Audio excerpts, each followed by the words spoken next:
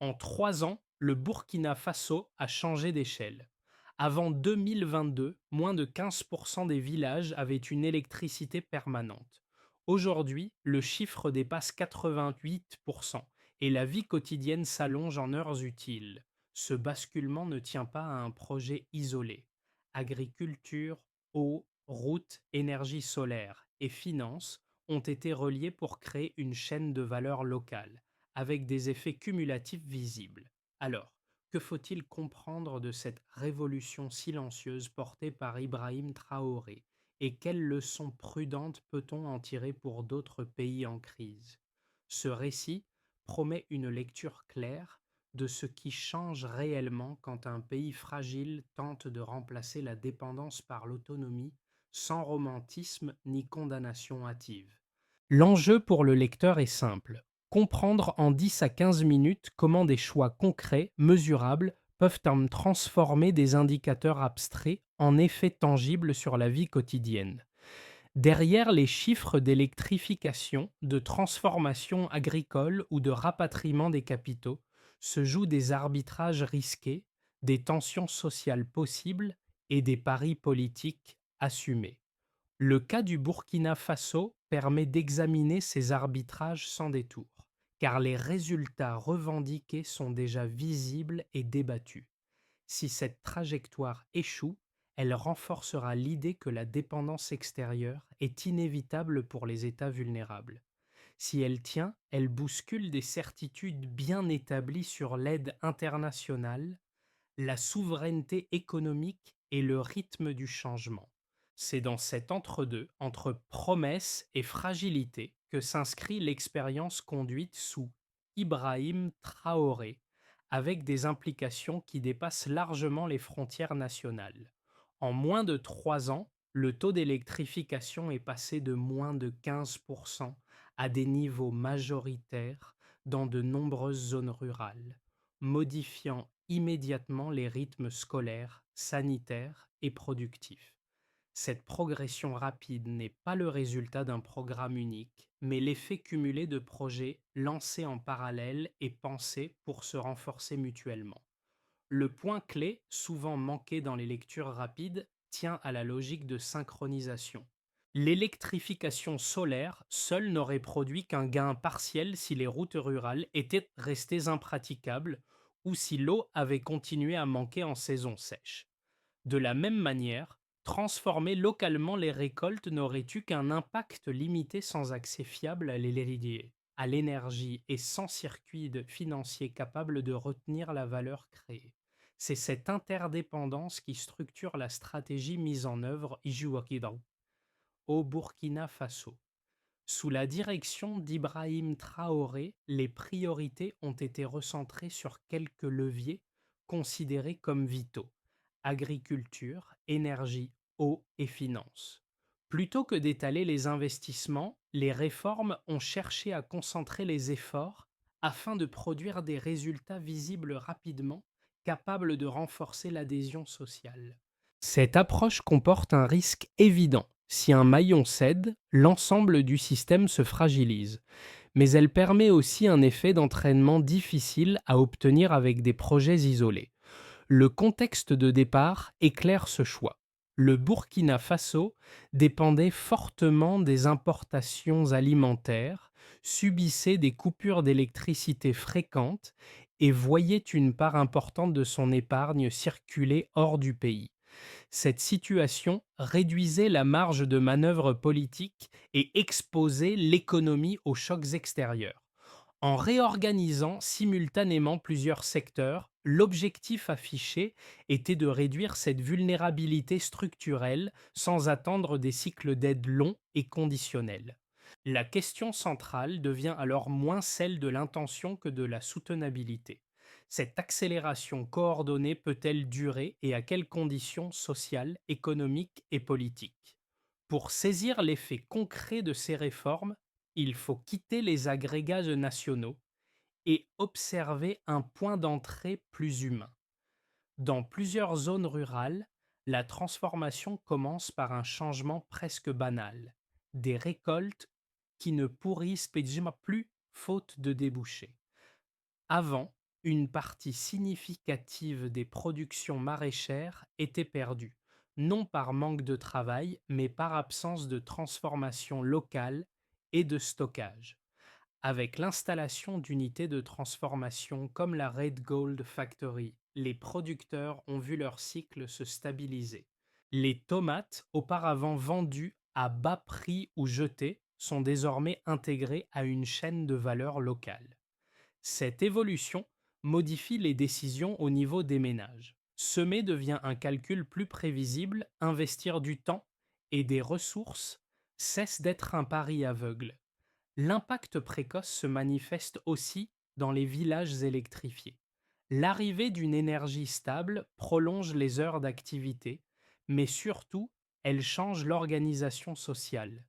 Les écoles peuvent dû fonctionner en soirée, les centres de santé ne dépendent plus uniquement de générateurs intermittents et de petits ateliers apparaissent là où l'obscurité limitait toute initiative.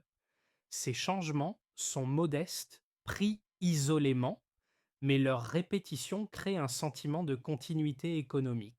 Ce cadre éclaire la logique portée au sommet de l'État. Sous Ibrahim Traoré, l'accent n'a pas été mis sur des annonces symboliques, mais sur des projets capables de produire des effets rapides et observables. L'objectif implicite est clair, ancrer la réforme dans le quotidien pour qu'elle devienne socialement coûteuse à inverser. Et au fond, tout tient en peu de mots. Quand les bénéfices sont vécus, la réforme cesse d'être abstraite. Le déclenchement intervient avec une décision simple dans sa formulation, mais lourde de conséquences. Attaquer simultanément les dépendances alimentaires, énergétiques et financières. Plutôt que de hiérarchiser strictement les projets, les autorités ont choisi de les lancer en parallèle afin d'éviter qu'un secteur modernisé reste freiné par la faiblesse des autres. Ce choix marque une rupture avec des approches plus graduelles, souvent dictées par la disponibilité de financements extérieurs et par des calendriers fragmentés. La première phase est celle de l'activation. Les unités de transformation agricole sont mises en place pour absorber des récoltes jusque-là perdues, tandis que des projets d'électrification solaire ciblent en priorité les villages et les infrastructures sociales. Les routes rurales, souvent négligées, deviennent un maillon stratégique pour relier production et marché. L'objectif n'est pas encore l'optimisation maximale, mais la mise en mouvement d'un système cohérent. Vient ensuite la montée en puissance. À mesure que l'énergie devient plus fiable, la transformation locale gagne en régularité. Les producteurs constatent que les prix se stabilisent, car l'offre n'est plus soumise aux mêmes pics de perte. Les écoles et les centres de santé, désormais éclairés, étendent leurs horaires. Ce sont des signaux faibles, mais ils s'additionnent rapidement. Dans le même temps, des mécanismes financiers internes sont renforcés pour limiter la fuite des capitaux et réinjecter l'épargne dans l'économie locale. Le véritable tournant apparaît lorsque ces projets commencent à produire des effets croisés. L'électricité rend la transformation agricole plus efficace. L'eau, sécurisée par les infrastructures hydrauliques, stabilise les rendements. Les revenus plus prévisibles alimentent l'épargne locale. Cette épargne finance à son tour de nouvelles activités. Le système cesse alors d'être une juxtaposition de chantiers pour devenir une dynamique cumulative. Sous Ibrahim Traoré, cette phase est politiquement sensible.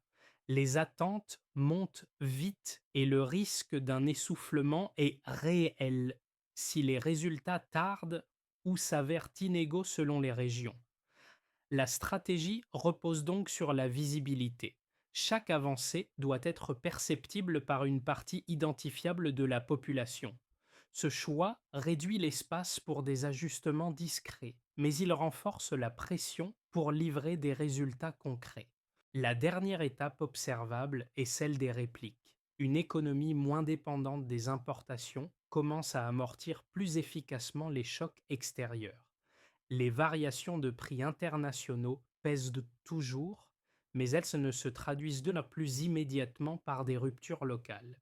Cette résilience relative modifie la perception du futur, tant au niveau des ménages que des acteurs économiques. Ce fil des événements met en lumière un pari central, accélérer suffisamment pour enclencher une dynamique auto-entretenue sans provoquer de déséquilibres sociaux majeurs. La question n'est plus de savoir si le changement a commencé, mais s'il peut conserver sa cohérence à mesure qu'il s'étend et se complexifie. Avant 2022, moins de 15% des villages disposaient d'une électricité permanente. Après 3 ans, l'accès dépasse largement les seuils majoritaires dans de nombreuses zones rurales, changeant la continuité des activités essentielles. Ce basculement ne se résume pas à un confort accru, car il transforme la productivité des écoles, des ateliers et des centres de santé en supprimant les interruptions chroniques. L'énergie devient un facteur de temps gagné et le temps un multiplicateur économique. Un deuxième indicateur éclaire la transformation agricole. En 3 ans, l'unité de transformation Red Gold Factory a traité plus de 100 000 tonnes de tomates et généré plus de 8 millions de dollars de revenus cumulés pour la filière locale. Ce chiffre n'est pas seulement une performance industrielle, il signifie que des volumes autrefois perdus sont désormais intégrés à une chaîne de valeur nationale.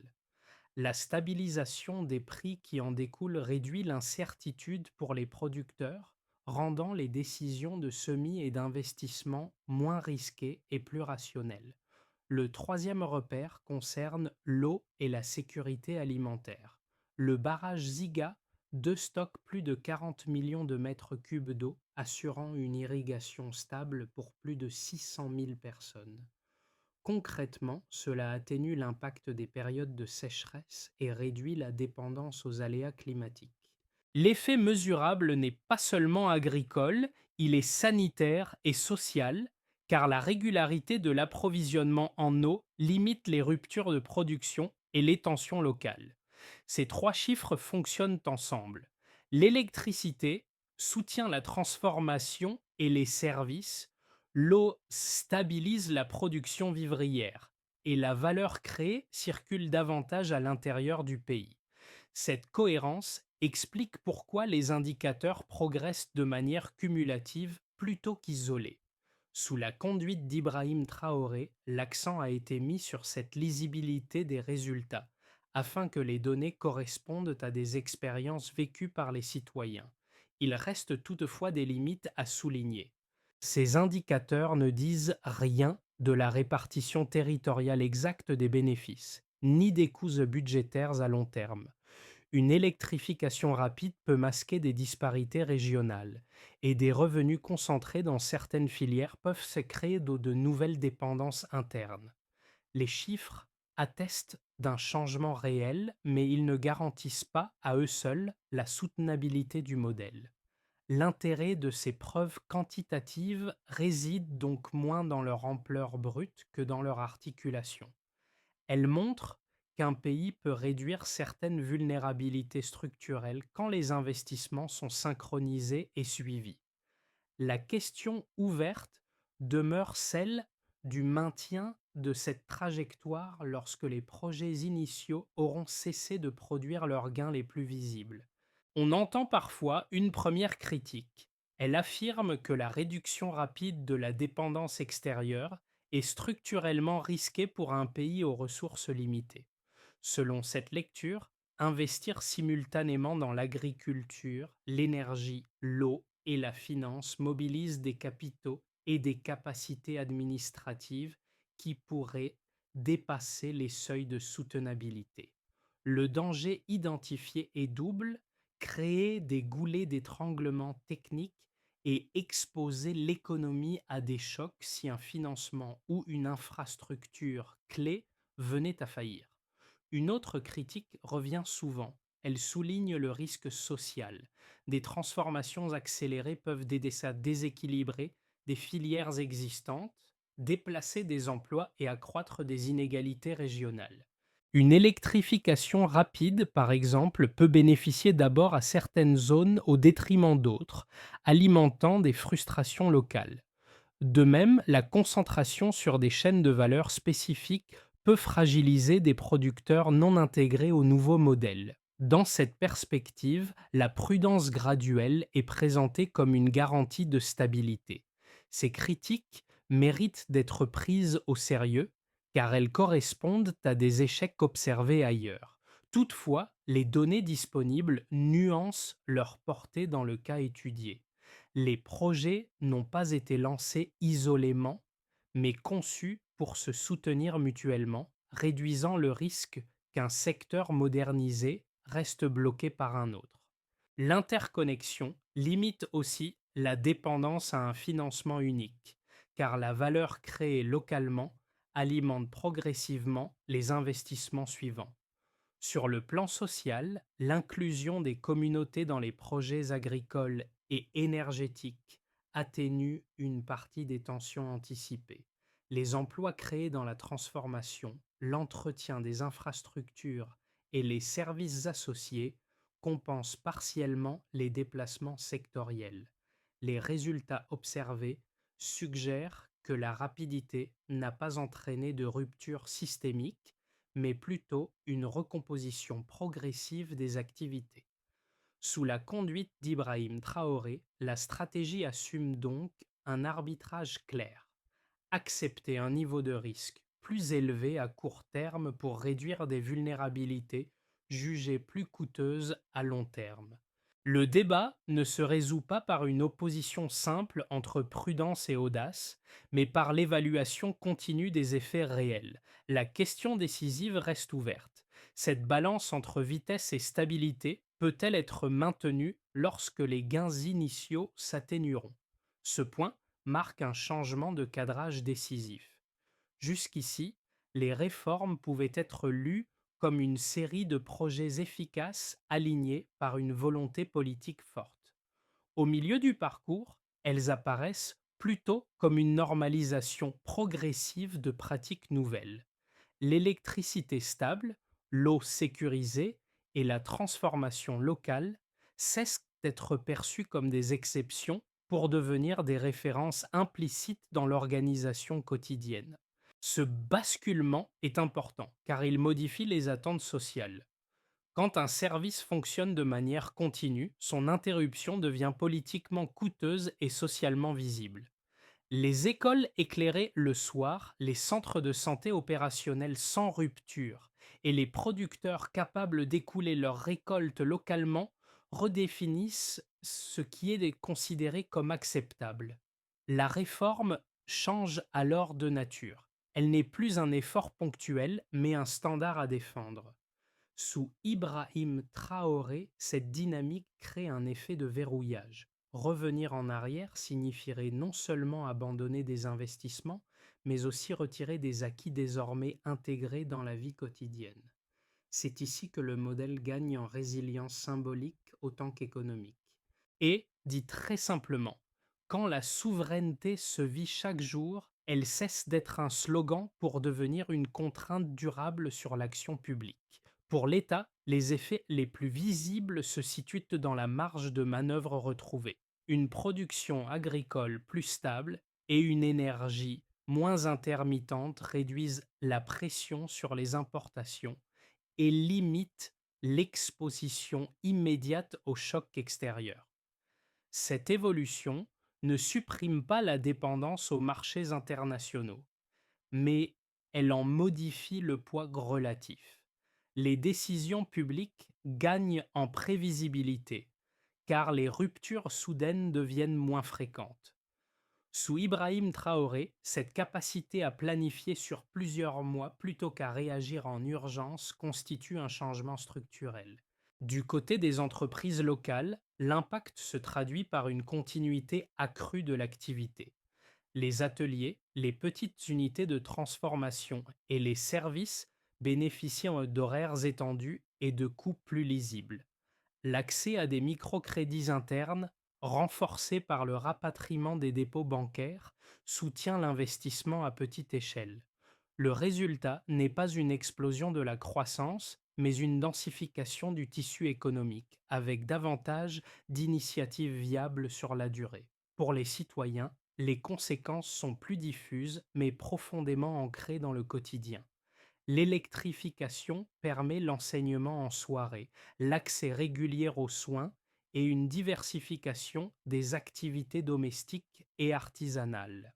L'eau sécurisée réduit les périodes de pénurie et stabilise les revenus agricoles, ce qui se répercute sur les prix alimentaires. Ces gains ne sont pas uniformes, mais ils modifient les trajectoires individuelles en réduisant l'incertitude permanente.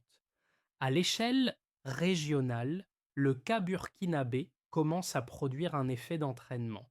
Les corridors commerciaux gagnent en importance lorsque les biens transformés localement circulent le plus facilement.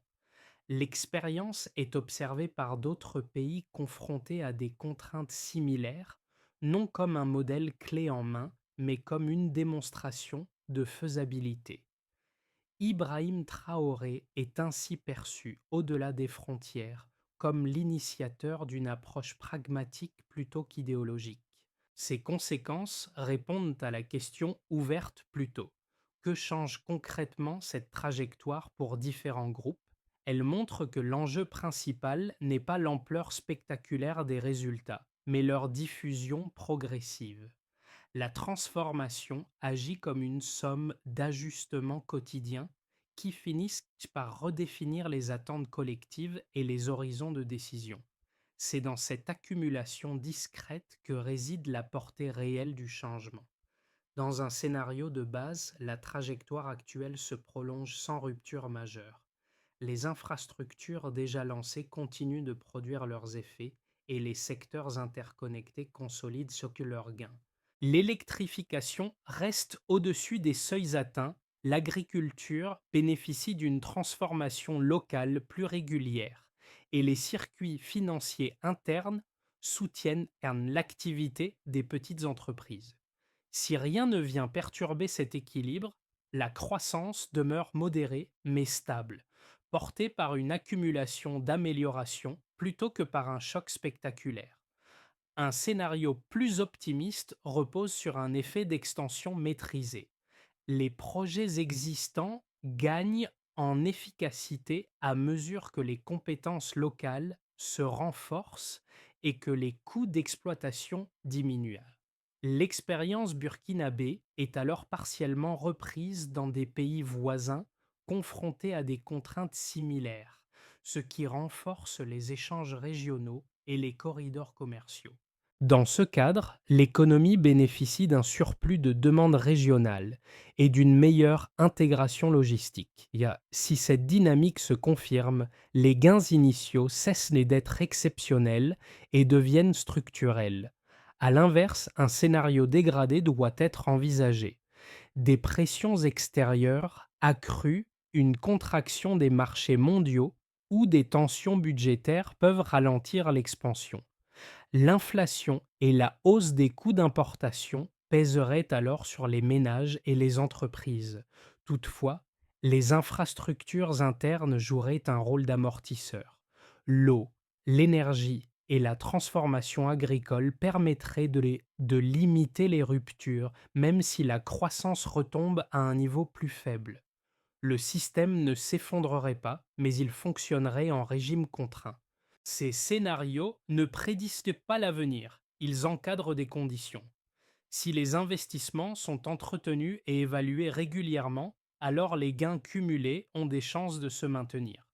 Si la coordination se relâche ou si les inégalités territoriales s'accentuent, alors les bénéfices pourraient se concentrer et perdre leur légitimité sociale.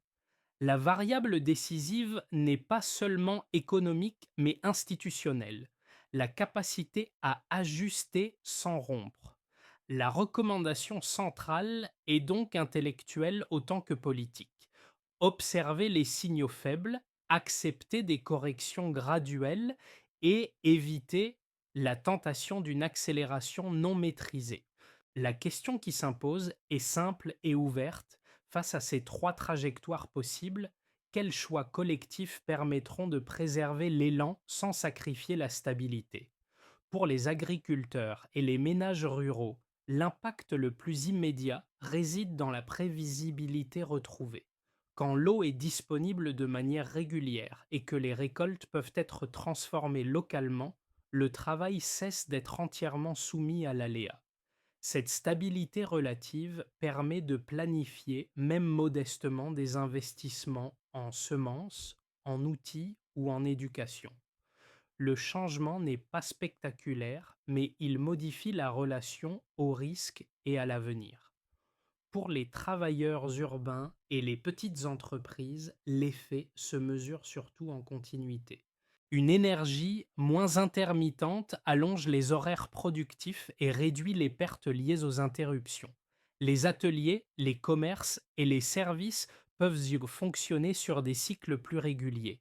L'accès à des financements internes, même limités, soutient des projets qui auraient auparavant été jugés trop incertains. Cette dynamique ne transforme pas instantanément le niveau de vie, mais elle densifie les opportunités locales. Les jeunes constituent un troisième groupe clé. L'électrification des écoles et l'ouverture de cours en soirée élargissent l'accès à l'apprentissage, en particulier dans les zones rurales. Cette extension du temps éducatif ne garantit pas l'emploi futur, mais elle augmente le capital humain disponible. À moyen terme, elle influence la capacité du pays à entretenir et à faire évoluer ses propres infrastructures, réduisant la dépendance aux compétences extérieures. Sous la conduite d'Ibrahim Traoré, ces effets convergent vers une même expérience, celle d'un quotidien moins fragmenté. Pour le lecteur, l'enjeu est de comprendre que la transformation ne se joue pas uniquement au niveau des politiques publiques, mais dans la somme de ces ajustements vécus. La question devient alors personnelle et collective à la fois.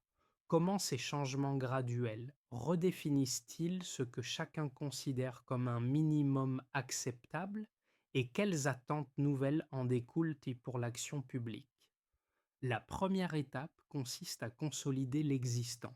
Les infrastructures mises en place doivent être entretenues de manière systématique avec des indicateurs simples permettant de mesurer leur fonctionnement réel. Énergie, eau et unités de transformation ne produisent des effets durables que si leur maintenance est assurée localement. Cette phase implique la formation continue de techniciens et d'agents capables d'intervenir rapidement afin d'éviter que des pannes ponctuelles ne se transforment en ruptures prolongées. La deuxième étape porte sur la coordination. Les projets doivent continuer à être pensés comme des éléments d'un même système et non comme des succès isolés. Cela suppose des mécanismes de suivi intersectoriel où les données agricoles, énergétiques et financières sont croisées régulièrement. L'objectif est d'identifier les goulots d'étranglement avant qu'ils ne produisent des effets en chaîne. Sous Ibrahim Traoré, cette logique de pilotage intégré est centrale pour préserver la cohérence initiale.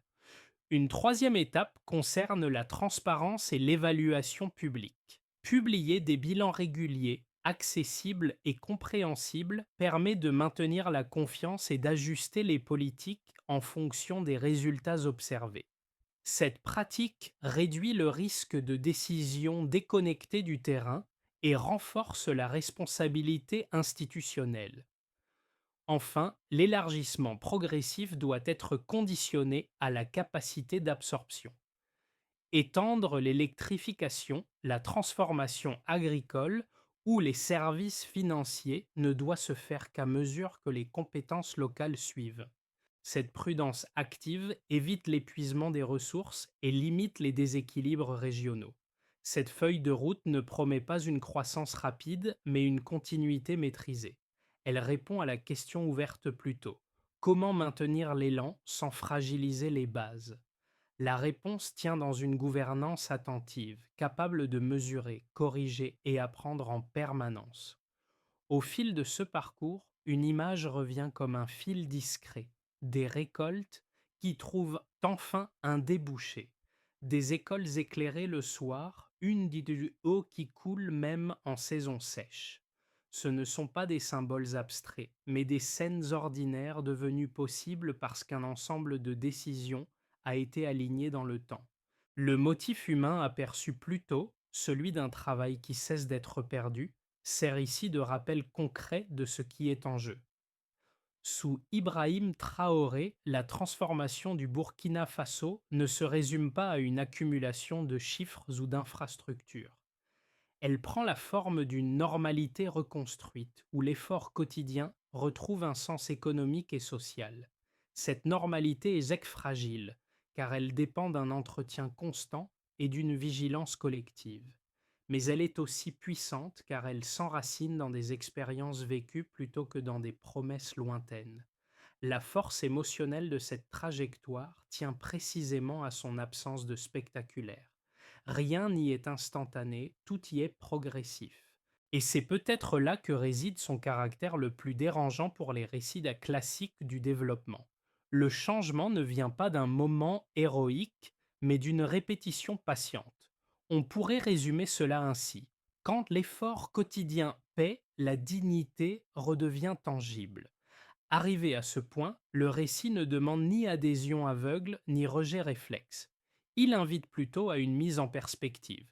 Ce qui se joue au Burkina Faso ne concerne pas uniquement un pays ou un dirigeant, mais une question plus large. Comment des sociétés confrontées à des contraintes fortes peuvent-elles reprendre prise sur leur avenir sans attendre des solutions extérieures parfaites? Sous Ibrahim Traoré, l'expérience observée propose une réponse partielle, située mais suffisamment concrète pour nourrir le débat. Pour le lecteur, l'enjeu n'est pas d'exporter un modèle, mais d'interroger les mécanismes. Quels secteurs méritent d'être reliés en priorité? Quels indicateurs doivent être suivis pour distinguer un progrès réel d'un simple effet d'annonce? Et surtout, à quel moment une réforme cesse-t-elle d'être un projet politique pour devenir une attente sociale légitime? Cette histoire laisse volontairement ces questions ouvertes. Elles appellent à la discussion, à la comparaison et à l'analyse collective. Que vous soyez observateur, citoyen ou acteur local ailleurs, votre regard compte pour enrichir cette réflexion. Alors, face à cette trajectoire, une dernière interrogation demeure. Dans votre propre contexte, quel levier concret pourrait ne transformer la dépendance en capacité durable?